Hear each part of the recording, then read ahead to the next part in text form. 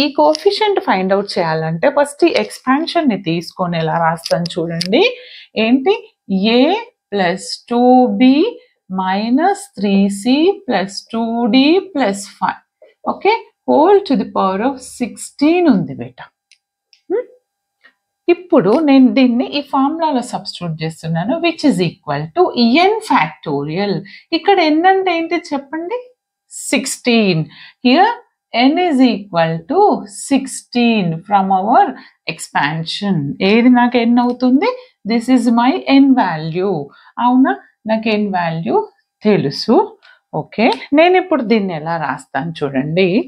ఇది first solve చేయాలంటే మీకు n1 n2 n3 వాల్యూస్ తెలియాలి. దానికోసం అని నేను ఎలా రాస్తానంటే summation now summation n factorial by what's the